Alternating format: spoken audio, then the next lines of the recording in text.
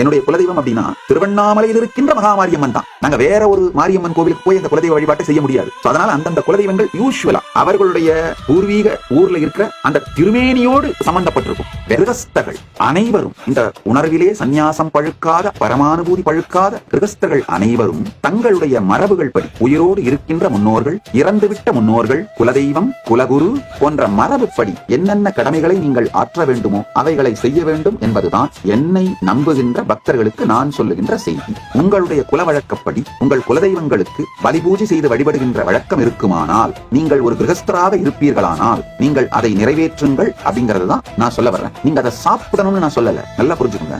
அந்த பலியிடப்படுகின்ற உயிரினுடைய அந்த உடல், அந்த மாமிசத்தை உண்ணணும்னு நான் சொல்லல. ஏன்னா உங்களுடைய குலதெய்வங்கள் நீங்க இருக்கிற அந்த மனித நிலையிலிருந்து சற்று உயர்வடைந்த ஒரு தெய்வங்கள், ஒரு நிலையில இருக்கிற தெய்வங்கள். அவங்க என்ன நிலையில இருக்கிறாங்கன்னா ஜட்ஜ் பண்றது நம்மளுக்கு தகுதி இல்ல.